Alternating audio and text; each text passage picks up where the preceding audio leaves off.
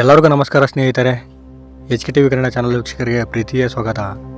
ಇದೇ ಜುಲೈ 29ನೇ ತಾರೀಕಿನಂದು ಗುರು ಪೌರ್ಣಮಿ ಇದೆ. ಈ ಹುಣ್ಣಿಮೆಗೆ ಆಷಾಢ ಹುಣ್ಣಿಮೆ, ವ್ಯಾಸ ಪೌರ್ಣಮಿ ಅಂತಲೂ ಕರೀತಾರೆ.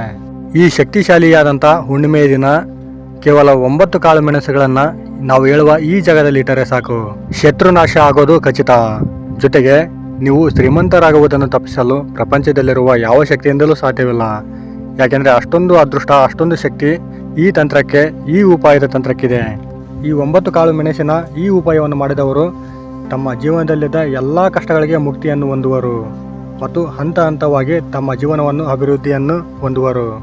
ಈ ಹುಣ್ಣಿಮೆಯ ತಿಥಿಯನ್ನು ನೋಡುವುದಾದರೆ ಜುಲೈ 29ನೇ ತಾರೀಕಂದು ಶ್ರೀ ಪರಭಾವ ನಾಮ ಸಂವತ್ಸರ, ಆಷಾಢ ಮಾಸ, ಗ್ರೀಷ್ಮ ಋತು, ದಕ್ಷಿಣಾಯಣ ಶುಕ್ಲ ಪಕ್ಷದಲ್ಲಿ ಬಂದಿರುವುದರಿಂದ ಈ ಹುಣ್ಣಿಮೆಯನ್ನು ಜ್ಯೋತಿಷ್ಯ ಶಾಸ್ತ್ರದಲ್ಲಿ ಅತ್ಯಂತ ಶಕ್ತಿಶಾಲಿ ಹುಣ್ಣಿಮೆ ಎಂದು ಪರಿಗಣಿಸಲಾಗುತ್ತದೆ. ಈ ದಿನವನ್ನು ಮಹರ್ಷಿ ವೇದವ್ಯಾಸರ ಆರಾಧನೆಗೆ ಅತ್ಯಂತ ಶ್ರೇಷ್ಠ ದಿನವೆಂದು ಪರಿಗಣಿಸಲಾಗುತ್ತದೆ. ಜ್ಯೋತಿಷ್ಯ ಶಾಸ್ತ್ರದ ಪ್ರಕಾರ ಈ ಪವಿತ್ರ ಹುಣ್ಣಿಮೆ ದಿನ ಮಾಡಿದ ಕೆಲವು ಸಾಂಕೇತಿಕ ಪೂಜೆಗಳು ಮನಸ್ಸಿಗೆ ಧೈರ್ಯ, ಜೀವನದಲ್ಲಿ ಶುಭ ಸಂಕಲ್ಪ ಮತ್ತು ಸಕಾರಾತ್ಮಕತೆಯನ್ನು ಹೆಚ್ಚಿಸುತ್ತವೆ ಎಂದು ನಂಬಲಾಗಿದೆ. ಇಂದಿನ ಈ ವಿಡಿಯೋದಲ್ಲಿ ಹಲವಾರು ಆಚರಿಸುವ ಒಂದು ಪಾರಂಪರಿಕ ನಂಬಿಕೆಯ ಬಗ್ಗೆ ತಿಳಿದುಕೊಳ್ಳೋಣ. 9 ಕಾಳು ಮೆಣಸನ್ನು ಒಂದು ವಿಶೇಷ ಸ್ಥಳದಲ್ಲಿ ಇಟ್ಟು ಪೂಜೆ ಮಾಡಿದರೆ ಶತ್ರುಬಾಧೆ ಕಡಿಮೆಯಾಗುತ್ತದೆ, ನಕಾರಾತ್ಮಕ ಶಕ್ತಿಗಳು ದೂರವಾಗುತ್ತವೆ ಮತ್ತು ಧನಲಾಭಕ್ಕೆ ಅನುಕೂಲಕರ ಅವಕಾಶಗಳು ದೊರೆಯುತ್ತವೆ ಎಂಬ ನಂಬಿಕೆಯೂ ಇದೆ. ಹಾಗಿದ್ರೆ ಸ್ನೇಹಿತರೆ, ಆ 9 ಕಾಳು ಮೆಣಸನ್ನು ಯಾವ ಸಮಯದಲ್ಲಿ ಇಡಬೇಕು, ಯಾವ ಸ್ಥಳದಲ್ಲಿ ಇಟ್ಟರೆ ಶುಭ ಎಂದು ಹೇಳಲಾಗುತ್ತದೆ, ಪೂಜೆ ಮಾಡುವ ಸರಿಯಾದ ವಿಧವನ್ನು ಯಾವ ರೀತಿ ಮಾಡಬೇಕು, ಈ ಸಂದರ್ಭದಲ್ಲಿ ಯಾವ ತಂತ್ರವನ್ನು ಜಪಿಸಬೇಕು, ಯಾವ ತಪ್ಪುಗಳನ್ನು ಮಾಡಬಾರದು, ಹಾಗೂ ಈ ದಿನ ಲಕ್ಷ್ಮೀ ಕಟಾಕ್ಷವನ್ನು ಕೋರಿ ಯಾವ ರೀತಿಯಲ್ಲಿ ಪ್ರಾರ್ಥನೆ ಸಲ್ಲಿಸಿದರೆ ಮನಸ್ಸಿಗೆ ನೆಮ್ಮದಿ ಮತ್ತು ಜೀವನದಲ್ಲಿ ಉತ್ತಮ ಅವಕಾಶಗಳು ಬರಬಹುದು ಎಂಬುದನ್ನು ಈ ವಿಡಿಯೋದಲ್ಲಿ ಇಂಚಿಂಚಾಗಿ ವಿವರವಾಗಿ ತಿಳಿಸುತ್ತೇವೆ. ಹಾಗಾಗಿ ಈ ವಿಡಿಯೋವನ್ನು ಎಲ್ಲೂ ಸ್ಕಿಪ್ ಮಾಡದೆ ಕೊನೆವರೆಗೂ ನೋಡಿ. ಮತ್ತು ನೀವಿನ್ನೂ ನಮ್ಮ ಚಾನಲನ್ನು ಸಬ್ಸ್ಕ್ರೈಬ್ ಮಾಡದೆ ನೋಡ್ತಿದ್ರೆ ದಯವಿಟ್ಟು ಈ ವಿಡಿಯೋಗೆ ಒಂದು ಲೈಕ್ ಕೊಟ್ಟು ನಮ್ಮ ಚಾನಲನ್ನು ಸಬ್ಸ್ಕ್ರೈಬ್ ಮಾಡಿಕೊಂಡು ಪಕ್ಕದಲ್ಲೇ ಇರುವ ಬೆಲ್ ಬಟನ್ ಅನ್ನು ಒತ್ತಿ. ಯಾಕೆಂದರೆ ನಾವು ಹಾಕುವ ಎಲ್ಲ ಜ್ಯೋತಿಷ್ಯ ಮಾಹಿತಿಯನ್ನು ನೀವು ಮೊದಲು ನೋಡಬಹುದು. ಹಾಗೂ ಸ್ನೇಹಿತರೆ, ಈ ವಿಡಿಯೋವನ್ನು ಅರ್ಧದಲ್ಲಿ ಎಲ್ಲಿ ನಿಲ್ಲಿಸಬೇಡಿ, ಯಾಕೆಂದರೆ ನಿಮಗೂ ಹಾಗೂ ನಿಮ್ಮ ಕುಟುಂಬಕ್ಕೂ ಈ ಮಾಹಿತಿಯು ಉಪಯುಕ್ತವಾಗಬಹುದು. ಇನ್ನೊಂದು ಮುಖ್ಯವಾದ ವಿಚಾರ ಸ್ನೇಹಿತರೆ, ಸಂಪತ್ತಿನ ಅಧಿದೇವತೆಯಾದ ಶ್ರೀ ಮಹಾಲಕ್ಷ್ಮಿಯ ಆಶೀರ್ವಾದ ನಿಮ್ಮ ಹಾಗೂ ನಿಮ್ಮ ಕುಟುಂಬದವರ ಮೇಲೆ ಸದಾ ಇರಬೇಕಂತ ಬಯಸಿದವರು ಓಂ ಶ್ರೀ ಮಹಾಲಕ್ಷ್ಮೀ ದೇವಿಯೇ ನಮಃ ಅಂತ ಕಮೆಂಟ್ ಮಾಡದೆ ಮರಿಬೇಡಿ. ಸ್ನೇಹಿತರೆ, 2026 ಜುಲೈ 29 ಆಷಾಢ ಗುರು ವ್ಯಾಸ ಹುಣ್ಣಿಮೆಯ ದಿನ 9 ಕಾಳು ಮೆಣಸು ಈ ಜಾಗದಲ್ಲಿ ಇಟ್ಟರೆ ಸಾಕು, ಶತ್ರುನಾಶ, ಧನಲಾಭ ಮತ್ತು ಅದೃಷ್ಟದ ಬಾಗಿಲು ತೆರೆಯುತ್ತದೆ. ಸನಾತನ ಧರ್ಮದಲ್ಲಿ ಪ್ರತಿಯೊಂದು ಹುಣ್ಣಿಮೆಯು ತನ್ನದೇ ಆದ ವಿಶೇಷ ಮಹತ್ವವನ್ನು ಹೊಂದಿದೆ. ಆದರೆ ಆಷಾಢ ಮಾಸದ ಗುರು ವ್ಯಾಸ ಹುಣ್ಣಿಮೆ ಅತ್ಯಂತ ಪವಿತ್ರ ದಿನವೆಂದು ಪರಿಗಣಿಸಲಾಗಿದೆ. ಈ ದಿನವನ್ನು ಮಹರ್ಷಿ ವೇದವ್ಯಾಸರ ಜನ್ಮ ದಿನವಾಗಿಯೂ ಗುರುಗಳಿಗೆ ಕೃತಜ್ಞತೆ ಸಲ್ಲಿಸುವ ದಿನವಾಗಿಯೂ ಆಚರಿಸಲಾಗುತ್ತದೆ. ಗುರು ಕೃಪೆ ದೊರೆತರೆ ಜೀವನದಲ್ಲಿ ಅಸಾಧ್ಯವೆನಿಸುವ ಕೆಲಸಗಳು ಸುಲಭವಾಗಿ ನೆರವೇರುತ್ತವೆ ಎಂಬ ನಂಬಿಕೆ ಇದೆ. ಜ್ಯೋತಿಷ್ಯ ಶಾಸ್ತ್ರದ ಪ್ರಕಾರ ಈ ಪವಿತ್ರ ದಿನ ಕೆಲವು ಸರಳ ಪರಿಹಾರಗಳನ್ನು ಭಕ್ತಿಯಿಂದ ಮಾಡಿದರೆ ಮನೆಯಲ್ಲಿ ಇರುವ ನಕಾರಾತ್ಮಕ ಶಕ್ತಿಗಳು ದೂರವಾಗಿ ಸಕಾರಾತ್ಮಕ ಶಕ್ತಿ ಪ್ರವೇಶಿಸುತ್ತದೆ ಎಂದು ಹೇಳಲಾಗುತ್ತದೆ. ಅಂತಹ ಪರಿಹಾರಗಳಲ್ಲಿ ಒಂದೇ 9 ಕಾಳು ಮೆಣಸಿನ ಪರಿಹಾರ. ಕಾಳು ಮೆಣಸು ಸಾಮಾನ್ಯ ಅಡುಗೆ ಪದಾರ್ಥವಾಗಿದ್ದರೂ ಶಾಸ್ತ್ರಗಳಲ್ಲಿ ಇದನ್ನು ದುಷ್ಟಶಕ್ತಿಯನ್ನು ನಿವಾರಿಸುವ ಸಂಕೇತವಾಗಿ ಉಲ್ಲೇಖಿಸಲಾಗುತ್ತದೆ. ಈ ಪರಿಹಾರವನ್ನು ಮಾಡುವ ಮೊದಲು ಬೆಳಗ್ಗೆ ಬೇಗ ಎದ್ದು ಸ್ನಾನ ಮಾಡಿ ಶುಭ್ರವಾದ ಬಟ್ಟೆ ಧರಿಸಬೇಕು. ಸಾಧ್ಯವಾದರೆ ನಿಮ್ಮ ಮನೆಯ ದೇವರ ಕೋಣೆಯಲ್ಲಿ ದೀಪ ಹಚ್ಚಿ ಗುರು ಬ್ರಹ್ಮ, ಗುರು ವಿಷ್ಣು, ಗುರುದೇವೋ ಮಹೇಶ್ವರ ಎಂಬ ಗುರು ಸೂತ್ರವನ್ನು ಪಠಿಸಿ ನಂತರ ಒಂದು ಸಣ್ಣ ಬಟ್ಟೆ ಅಥವಾ ತಟ್ಟೆಯಲ್ಲಿ 9 ಕಾಳು ಮೆಣಸುಗಳನ್ನು ಇಟ್ಟು ದೇವರಿಗೆ ಸಮರ್ಪಿಸಿ. ಆ ಬಳಿಕ ಮನಸ್ಸಿನಲ್ಲಿ ನಿಮ್ಮ ಕಷ್ಟಗಳು, ಸಾಲದ ಸಮಸ್ಯೆಗಳು, ಶತ್ರುಗಳಿಂದ ಉಂಟಾಗುತ್ತಿರುವ ತೊಂದರೆಗಳು ಹಾಗೂ ಕುಟುಂಬದ ಶಾಂತಿಗಾಗಿ ಪ್ರಾರ್ಥನೆ ಮಾಡಬೇಕು. ಯಾವುದೇ ಪರಿಹಾರ ಫಲ ನೀಡಬೇಕಾದರೆ ಅದನ್ನು ಭಕ್ತಿಯಿಂದ ಮತ್ತು ಸತ್ಕಾರ್ಯಗಳೊಂದಿಗೆ ಮಾಡುವುದು ಮುಖ್ಯ. ಕೇವಲ ಒಂದು ವಸ್ತುವನ್ನು ಇಟ್ಟರೆ ಮಾತ್ರ ಜೀವನ ಸಂಪೂರ್ಣವಾಗಿ ಬದಲಾಗುತ್ತದೆ ಎಂದು ನಂಬುವುದು ಸರಿಯಲ್ಲ. ಪರಿಶ್ರಮ, ಸತ್ಯನಿಷ್ಠೆ ಮತ್ತು ಉತ್ತಮ ನಡೆ ಸಹ ಅಷ್ಟೇ ಮುಖ್ಯ. ಸ್ನೇಹಿತರೆ, 9 ಕಾಳು ಮೆಣಸನ್ನು ಯಾವ ಜಾಗದಲ್ಲಿ ಇಡಬೇಕು, ಯಾವ ಸಮಯದಲ್ಲಿ ಇಡಬೇಕು, ಎಷ್ಟು ದಿನದವರೆಗೂ ಇಟ್ಟು ನಂತರ ಏನು ಮಾಡಬೇಕು ಎಂಬುದನ್ನು ಈಗ ತಿಳಿಸ್ಕೊಡ್ತೀವಿ. ಸ್ನೇಹಿತರೆ, ಈಗ ಎಲ್ಲರಲ್ಲೂ ಇರುವ ಮುಖ್ಯ ಪ್ರಶ್ನೆಗೆ ಉತ್ತರವನ್ನು ತಿಳಿದುಕೊಳ್ಳೋಣ. ಆಷಾಢ ಗುರು ವ್ಯಾಸ ಹುಣ್ಣಿಮೆಯ ದಿನ ಪೂಜೆಯಲ್ಲಿ ಸಮರ್ಪಿಸಿದ 9 ಕಾಳು ಮೆಣಸನ್ನು ಯಾವ ಸ್ಥಳದಲ್ಲಿ ಇಡಬೇಕು?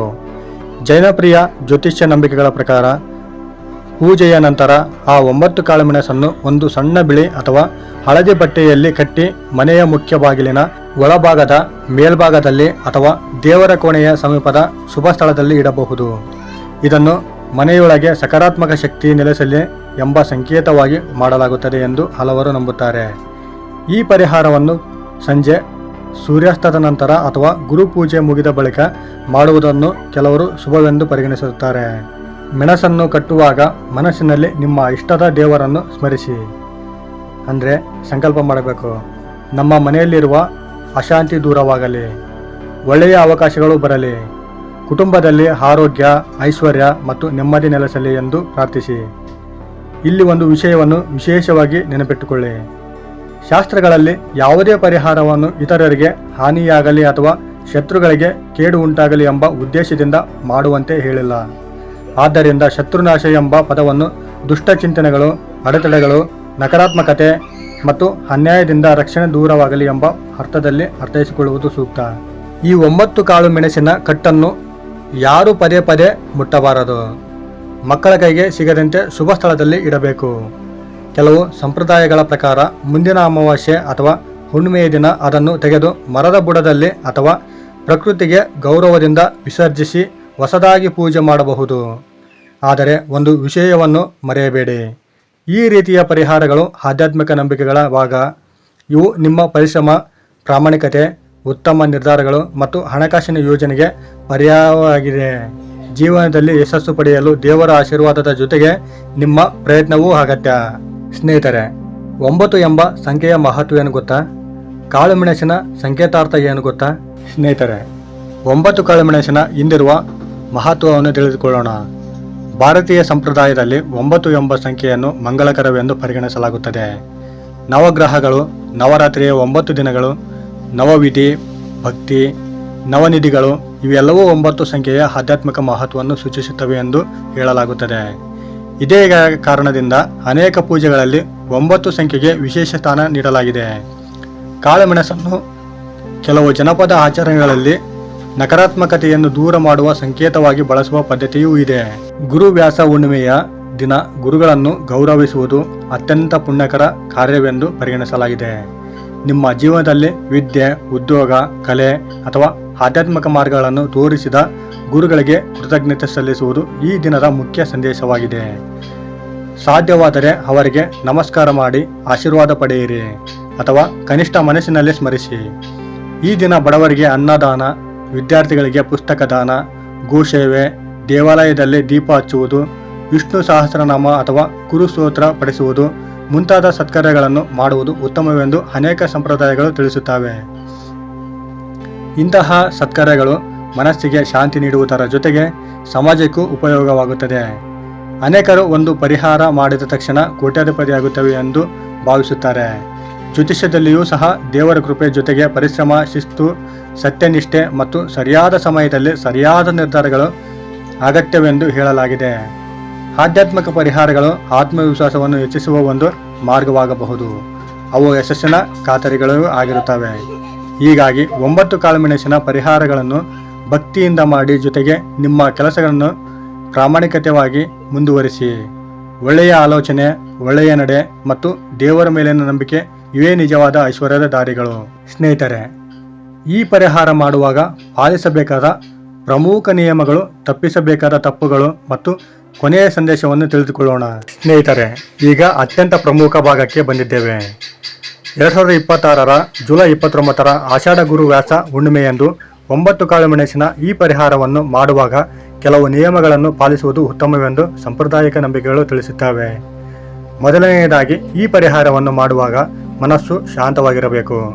ಕೋಪ, ಅಸೂಯೆ, ದ್ವೇಷ ಅಥವಾ ಇನ್ನೊಬ್ಬರಿಗೆ ಕೇಡು ಆಗಲಿ ಎಂಬ ಮನೋಭಾವದಿಂದ ಯಾವುದೇ ಪೂಜೆ ಅಥವಾ ಪರಿಹಾರವನ್ನು ಮಾಡಬಾರದು. ದೇವರ ಆರಾಧನೆಯ ಉದ್ದೇಶ ಯಾವಾಗಲೂ ಒಳ್ಳೆಯದನ್ನೇ ಕೋರುವುದು. ಆದ್ದರಿಂದ ನಿಮ್ಮ ಕುಟುಂಬದ ಮುಖ್ಯ ಆರೋಗ್ಯ, ಆರ್ಥಿಕ ಪ್ರಗತಿ, ಉತ್ತಮ ಅವಕಾಶಗಳು ಮತ್ತು ಜೀವನದಲ್ಲಿ ಎದುರಾಗಿರುವ ಅಡೆತಡೆಗಳು ದೂರವಾಗಲಿ ಎಂದು ಪ್ರಾರ್ಥಿಸಿ. ಇನ್ನು ಎರಡನೇದಾಗಿ, ಪೂಜೆಗೆ ಬಳಸುವ 9 ಕಾಳುಮೆಣಸು ಸ್ವಚ್ಛವಾಗಿರಬೇಕು. ಅವುಗಳನ್ನು ದೇವರಿಗೆ ಸಮರ್ಪಿಸಿದ ನಂತರ ಗೌರವದಿಂದ ಬಟ್ಟೆಯಲ್ಲಿ ಕಟ್ಟಿ ಶುಭ ಸ್ಥಳದಲ್ಲಿ ಇಡಬೇಕು. ಅವುಗಳನ್ನು ಕಾಲಿನಿಂದ ತುಳಿಯದಂತೆ ಅಶುಚಿಯಾದ ಸ್ಥಳದಲ್ಲಿ ಇಡದಂತೆ ಎಚ್ಚರಿಕೆ ವಹಿಸಿ. ಮುಂದಿನ ಹುಣ್ಣಿಮೆ ಅಥವಾ ಅಮಾವಾಸ್ಯೆಯಂದು ಅವುಗಳನ್ನು ಮರದ ಬುಡದಲ್ಲಿ ಅಥವಾ ಪ್ರಕೃತಿಗೆ ಗೌರವದಿಂದ ವಿಸರ್ಜಿಸಿ. ಮೂರನೆಯದಾಗಿ ಗುರುವ್ಯಾಸ ಹುಣ್ಣಿಮೆಯಂದು ಸಾಧ್ಯವಾದರೆ ನಿಮ್ಮ ಗುರುಗಳಿಗೆ, ಹಿರಿಯರಿಗೆ ಮತ್ತು ಪೋಷಕರಿಗೆ ನಮಸ್ಕಾರ ಮಾಡಿ ಆಶೀರ್ವಾದ ಪಡೆಯಿರಿ.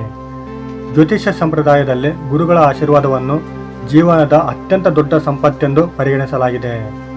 ಜೊತೆಗೆ ಬಡವರಿಗೆ ಅನ್ನದಾನ, ಪಕ್ಷಿಗಳಿಗೆ ಧಾನ್ಯ ಹಾಕುವುದು ಅಥವಾ ಅಗತ್ಯ ಇರುವವರಿಗೆ ಸಹಾಯ ಮಾಡುವುದು ಈ ದಿನದ ಪುಣ್ಯವೆಂದು ಹೆಚ್ಚಿಸುತ್ತದೆ ಎಂಬ ನಂಬಿಕೆ ಇದೆ. ಒಂದು ಮುಖ್ಯ ವಿಷಯವನ್ನು ನೆನಪಿಡಿ, ಈ ಒಂದು ಪರಿಹಾರ ಮಾಡಿದರೆ ಖಂಡಿತವಾಗಿಯೂ ಕೋಟ್ಯಾಧಿಪತಿಯಾಗುತ್ತೀರಿ ಎಂಬುದಕ್ಕೆ ನಿಜವಾಗಿಯೂ ಸಾಕ್ಷಿ ಇದೆ.